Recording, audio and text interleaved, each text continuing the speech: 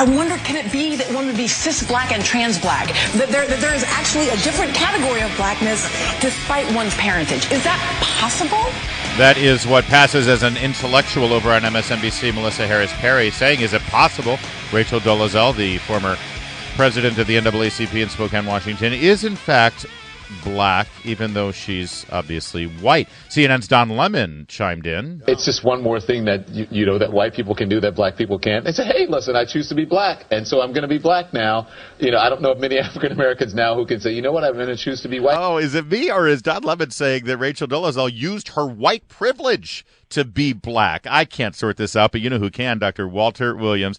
He is, of course, a distinguished libertarian economist at George Mason University, and also he's got a brand new book, American Contempt for Liberty.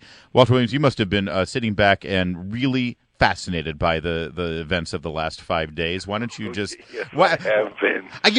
Let me start at this place here. I've often heard critics of yours from the left, the progressive circles, refer to you as an Uncle Tom or an inauthentic black because of your thoughts, because of your beliefs. Coming from that perspective, you, as far as I know, you really are an authentic black man.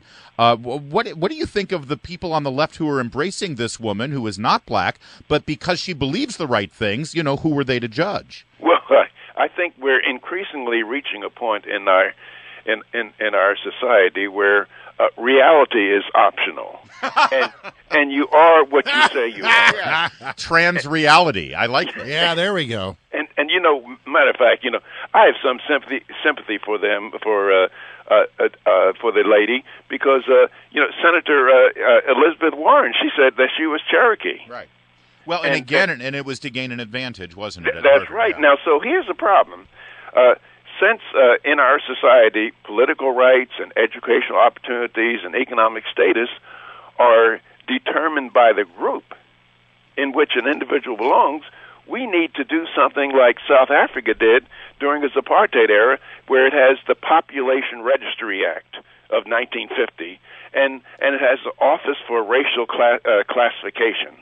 And so that people can't get away with it. But gosh! As I said earlier, I feel a little sympathy for that because you know, I was involved with this racial misleading during a time my labor services were confiscated by the United States government, and I was landing in Korea, and you had to fill out a vital information, you know, form where you put down you know, religion, next of kin, blood type, and so where it said race, I checked off Caucasian. Oh, did you? Yes, I did. And the warrant officer who was checking our forms, he said, "Soldier, you made a mistake." And so I said, "No, I'm Caucasian." Huh. And so we went back and forth. It's all this is in my document, in my autobiography up from the projects. But we went back and forth, and he asked me, "Well, why would you say that you're a Caucasian when you're really Negro?" I said, "Look, if I put down Negro, I'll get the worst job over here." Well, you know, it appears that this woman, Rachel Dolezal, really had sort of a victim's complex. At least that's my working theory, because, you know, when she went to Howard University, a traditionally black university, and she presented herself then as a white person, and she actually filed a lawsuit against Howard saying that she was being discriminated against people at Howard University because she was white.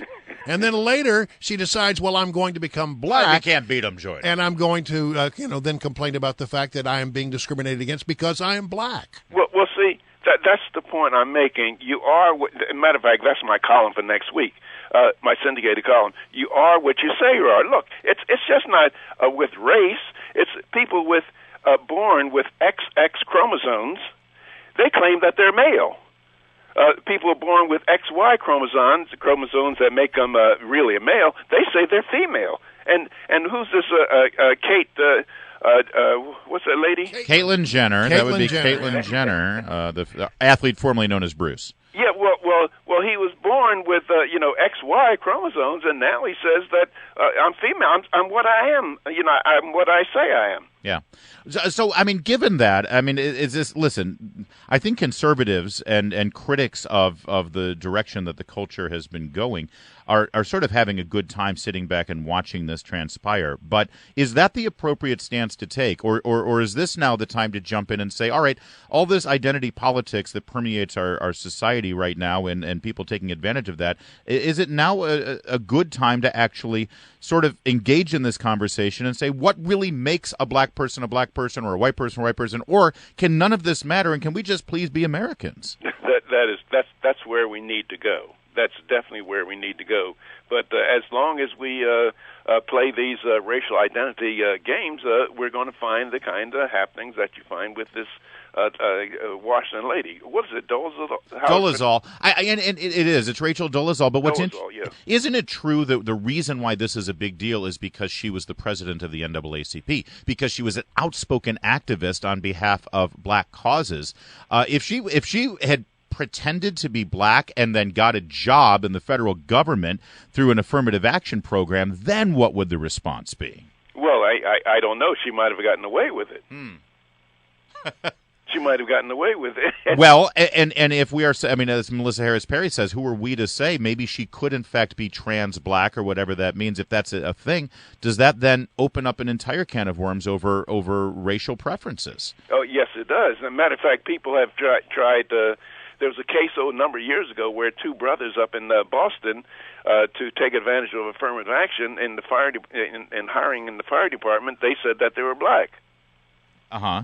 And so that's what people are doing. Right. And matter of fact, there's a psychological condition known as dysphoria, and there's something called species dysphoria. Uh-huh.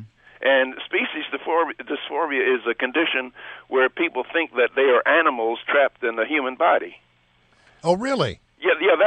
That's what people with gender dysphoria, they think that they're a woman trapped in a man's body, or a man trapped in a woman's body. Dr. Williams, this makes sense now because Brian Wilson, I think, is a grizzly bear trapped in a human's body. Well, that's the point I'm making, because I'm going to say that I'm a wolf trapped in a human body. There you go. A wolf? Yeah, and you're the reason why, because I've read the tax code very well, and it says nothing about animals having a federal income tax liability. All right, See, there we go. Now you're thinking through All right. outside the box. I wonder Dr. if the Williams. IRS will buy that This one. is why he is a smart. This is the kind of education your children will get, by the way, at George Mason University.